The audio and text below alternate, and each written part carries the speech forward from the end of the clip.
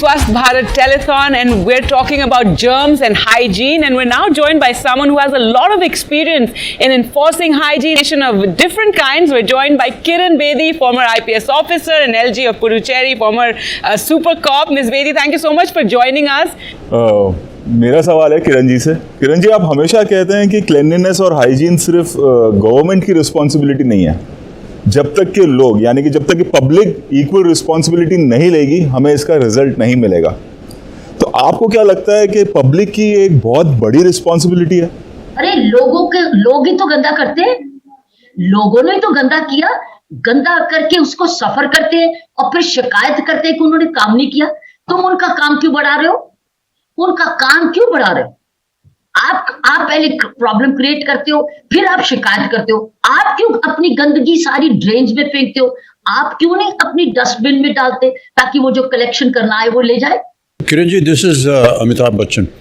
I just have a question. What would you say to the people who are watching today's show? Why they need to be particular about hygiene and what each of them can do in their own space and their ecosystems to ensure that there is a Swasth Bharat? स्वच्छ रहना तो अपना स्वार्थ है। आप स्वच्छ है तो सब कुछ है, अगर स्वच्छ नहीं, स्वास्थ्य नहीं। स्वच्छता और स्वास्थ्य एक हिस्से के एक कॉइन के दो हिस्से हैं। आप स्वस्थ हैं क्योंकि स्वच्छ है, और अगर आप स्वच्छ हैं तो स्वस्थ हैं, और फिर उसी से आपका धन और काम आएगा। लेकिन अगर आप स्वस्थ नहीं, स्वच्छ नहीं, धन नहीं आएगा, बल्कि धन आपकी बीमारी पे जाएगा। तो आपका स्वार्थ है, आपका स्वार्थ है आपका स्वच्छ रहना, आपका स्वार्थ है स्वस्थ रहना, तो ही आपके घर लक्ष्मी आएगी। अगर आप वैसे स्वच्छता में बिलीव करते हो, आपकी सोच भी स्वच्छ होने लगती है, आपका व्यवहार भी स्वच्छ होने लगता है, आपकी सराउंडिंग भी स्वच्छ होने लगती है, आप स्वच्छ भाषा बोलेंगे। In this last year and a half, I think our respect for science has just gone up tremendously. Who could have imagined that a disease is discovered in a year, and by the end of the year, you actually have a vaccine for that disease? I mean, it's been absolutely incredible. Let's start off by asking Mr. R.S. Sharma about, the pandemic and countering it. And R.S. Sharma, do you think the pandemic has really changed the way we think about health and the role of science and technology in improving access to health?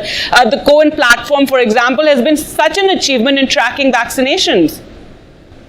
Yeah, absolutely. I agree with you that the pandemic has changed the way we look at not only health part but everything else. For example, the virtual meetings, which are now a norm rather than the exception, have really been accepted, and it has become a norm now. Similarly, the health behavior also, people are doing teleconsultations in much more numbers. People are doing video consultations with the doctors, calling video calls and showing their symptoms and stuff like that. So I think the whole digital has got a push. I mean, pandemic has been a disaster, but at the same time there is a silver lining also in this, because now people do use technology for their health-seeking, sort of transactions. This is for Mr. Gaurav Gupta. Can you tell us something about Precision Health Platform and the role that it played in helping Bengaluru fight the COVID?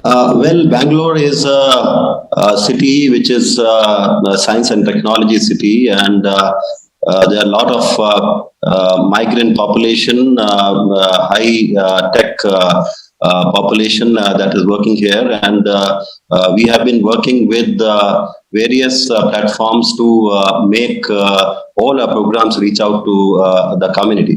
We have been actively working with the corporates. We have been working with the resident welfare associations. We have been working with the apartment associations, NGOs, and others to reach out to them and to emphasize on how prevention is very important when we are talking about COVID. So our objective is to see that nobody gets the infection, and so therefore and everybody is healthy. Amount of new technology in health, even a watch now, this one tells does an ECG and a BP soon. It's just, and the mobile phone in villages, they can tell about 27 different problems you may have, one of them. And that's really the way forward. We have to use technology in health, especially and getting, medical facilities to people. Really, The important thing is that despite the fact that there is technology and it tells you all kinds of things, please do consult your doctor before you start taking independent. Absolutely. No, don't become a Google doctor, for sure. They diagnose your illness, tell you what you should be doing. Never do never that. done. Never. Very good advice. Ravi, if you could tell us, since we're talking about technology, what is Reckitt doing? How are they using technology, to make healthcare more accessible? Yeah, as we have, shifted from Swachh India to Swasth India, it becomes more important to have the digital health records. So the work what we do, this has three kind of interfaces what we have. The first interface is, validating the results. Second is, we have created something called AI bot. It's called Hello Jubi. So Hello Jubi is used by the kids in the schools. There's a big consenting mechanism.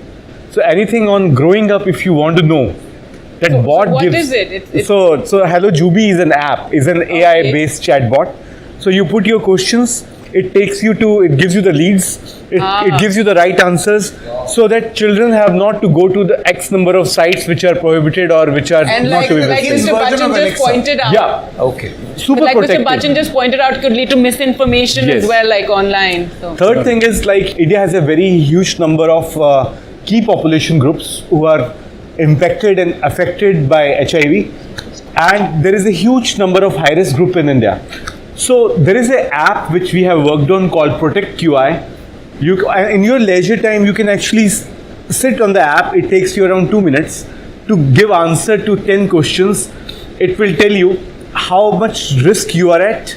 You should go to the nearby HIV testing facility, which all facilities are there nearby. And this is very, very useful because sometimes you don't have the right kind of guidance available. All right, we were also joined by Dr. Aditi Hazra. If you could explain to us, what is genomic sequencing? When you're talking about coronavirus, there's the original virus, then there was alpha, there was all the other viruses, delta, of course. If you could tell us about the importance of genomic sequencing. Absolutely, it's good to be with you.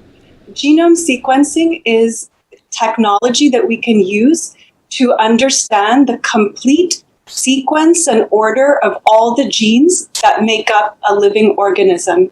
Humans have 3 billion DNA bases.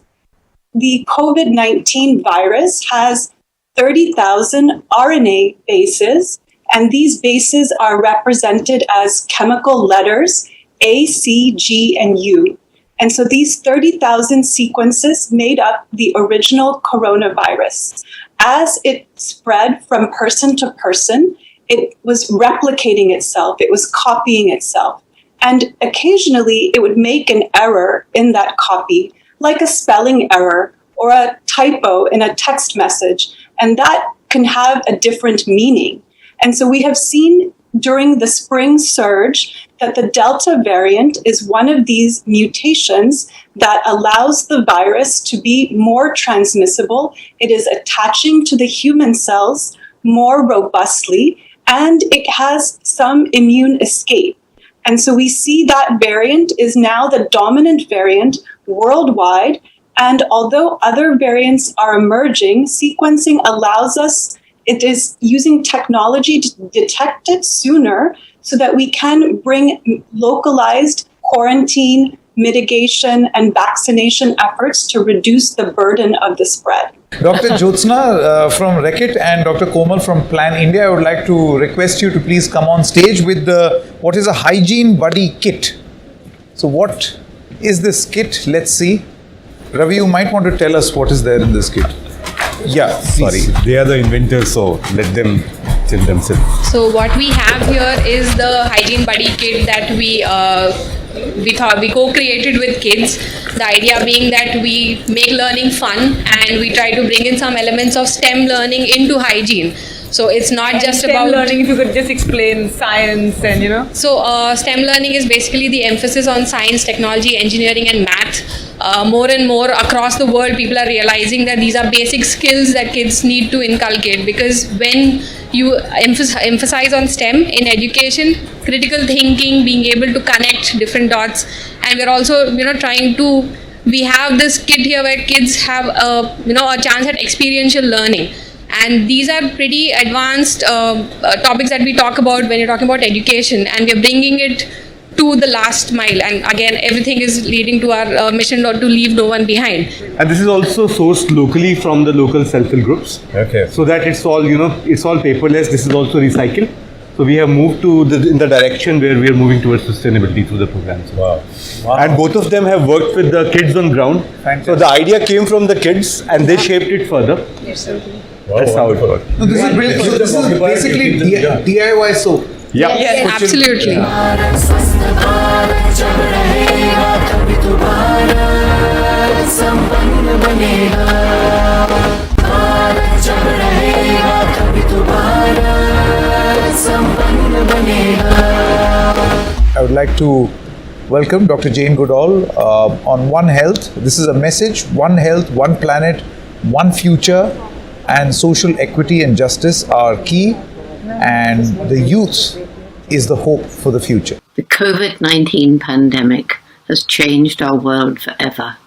It's caused so much suffering, loss of life, and economic chaos around the globe. And the tragedy is we brought it on ourselves by our absolute disrespect of animals and nature. We now know that animals are individuals who feel fear and pain. They're sentient beings. Yet we exploit them in cruel conditions in wildlife markets, factory farms, and so on, creating perfect opportunities for a pathogen such as the COVID-19 virus to spill over from an animal to a human. And it's the same disrespect of nature that's led to the twin disasters of climate change and biodiversity loss. It's absolutely vital that we develop a new and more sustainable relationship with the natural world, because we're part of it and we depend on it. But we depend on healthy ecosystems comprised of a complex interrelationship of plant and animal species, a wondrous tapestry of life. We are also joined in by Craig Foster and Pippa Ehrlich. Pardon my not knowing, pardon my ignorance. Oscar-winning producer, Oscar-winning director of My Octopus Teacher, founder of the Sea Change Project. Thank you very much. What an honor to have you with us right here. Pippa, I want to begin with you. If I can start, your film, My Octopus Teacher, has brought the attention of millions to the oceans. For the longest time, there has been a terrestrial bias. Forests on land have been seen as the most important ecosystem to mitigate climate change. But ocean is the key. I think what many people don't know is that 25% of Earth's coastline is covered by kelp forests. So there are these massive swathes of underwater forest all over our planet, as far south as Antarctica, and as far north as Alaska.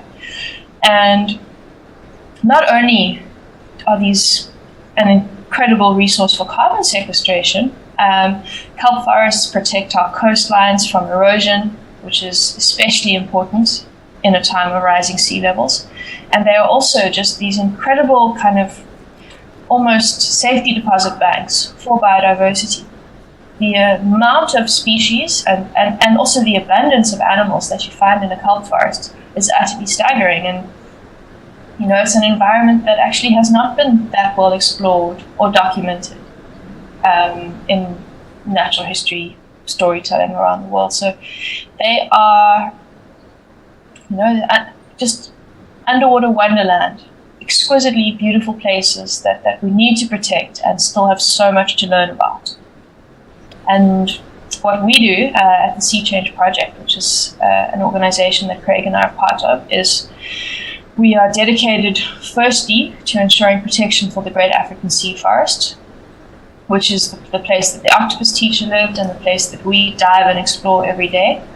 But we're expanding that story now to include kelp forests all over the world, because in the time of climate change, these habitats are the second most vulnerable marine habitat when it comes to climate change. This is a question for Craig Foster. So what, according to you, is the greatest threat that we face? So this thing about this cooling of the human heart towards nature, it's this terrifying thing where humans have been disconnected from the natural system, from our original mother, and our whole our bodies, our minds, our spirits are shriveling in that cooling. And it's what's so critical is that we have this change of heart, that we start to love the natural system again, to love these animals, these creatures, these plants that keep us alive. It's a critical thing, and we've had this reciprocity with nature, deep reciprocity from the beginning of time. All indigenous cultures have this tremendous reciprocity, understanding, and love of nature. They would not be able to understand this idea of this cooling of the heart towards this wild mother. It would be unthinkable. So it's quite critical now that we start to, as I say, have a change of heart and move towards all our actions thinking of that great mother that's keeping us alive. We're joined by some other wonderful guests to talk more about why the environment is the foundation of everything. So I'm going to start with you, Mr. Ravi Singh. Basically, the IPCC report has alerted a code red. We don't even call it so we've reached a stage of, it says code red for humanity. The WWF did a Living Planet report and it's warned us of the 6th mass extinction. And we need to stop seeing the problem only through the lens of carbon emissions. Am I right? It needs to be seen as a holistic thing, which is biodiversity, carbon, planet, all of it as one big whole. If you look at it holistically, we need to act with certain amount of speed and some amount of direction in terms of objective. So increased conservation efforts are an order of the day. You've seen the Living Planet report of WWF. We've recorded 68% decline in species or wildlife populations since 1970. And the majority of these have declined in wetlands and areas where we have fresh water. Now, if this is any indicator, the human species is very close to having seen this kind of threat. So there is need for speed in action, increased conservation and protection efforts. We need to consume more sustainably. We need to produce more sustainably. I just wanted to ask Manisha ji, coastal erosion is one of the very major problems that all coastal regions face, but Mumbai in particular is. How are you going about it to prevent this? So the first is that we need to think about decarbonizing our power, depend less on thermal power, think more about solar power. So it's the energy department that's going to present their plan for a carbon neutral future to the Chief Minister and this council, MCCC. We need to make our transport electric, shared, non-motorized. That is why Maharashtra also has a very comprehensive EV policy. We have all read about it. We need to make our cities livable. We have been talking about it for a long time, but we really need to make that push to make our cities livable. We need to make our industry sustainable in a circular economy kind of a way, and our agriculture sustainable. So I think it's a very, very heartening step that Maharashtra has formed the MCCC. I'd like to ask a question to Abhishek Chaudhary. Thank you very much for joining us. It's a bit of a trade-off question. So with so many challenges facing us, positive, negative trade-offs, how does one manage to progress on the one thing we need, sustainable growth? The problem here is that we need to train, we need to young generation to come up and take up this sustainable development as their profession. So we have one of the best brains, IITians in India. They are contributing a lot to software, but we need to also nudge them to enter this sector. Right. No, absolutely. There is so much that we need to do to get to be sustainable. I just have a question for Saurav Malhotra. You're doing amazing work in the Northeast, in biodiversity protection and restoration, and this is the UN Decade of Restoration. Can you tell us about that, as the Northeast is a biodiversity hotspot in this country? I mean, we have World Heritage Sites there, we have the, biodiversity hotspots there. It's a very, very unique part when it comes to our environment and nature. For me and for us at the Banipara Foundation, that was founded in 2007 by Ranjit Thakur, one of the prime challenges of the region is that we are losing our forests at an unprecedented pace. In the last 20 years, we've lost 10% of our green cover, which for the region equals the size of the entire country of Bhutan and the entire state of Sikkim. And that in a region where about 80% of the entirety of the population is dependent on agriculture or other forms of livelihoods directly linked to nature is a disaster. So this long-term ecological degradation and loss of our biodiversity is actually the cause for many of the current challenges that we face, including floods and erosion and threatened livelihoods. So I want to ask Mr. Mishra, now, what is, you've been doing this whole thing. What are some of the sort of startling facts, if I may ask? Like anything that people will be really surprised by that you've looked at that's come out so far? I think we are now in a, we are actually developing the index now, and I think the logic for, choosing Northeast was quite obvious. It's more than 80% of, biodiversity hotspots are in the Northeast region, and that's the reason we thought we'll start there. I think what's happening is vulnerability has two parts. One, of course, is what's happening on the globe, which, you can't do much locally, but there's a lot that you can do locally, and what we are calling as adaptability. So if you are vulnerable, what are you doing at adaptability, and what is the balance is resilience. So if I am able to do adapt well, then probably I'll be more resilient. So the whole concept is that. Swasth Bharat jab rahega, tabhi to Bharat sampann banega.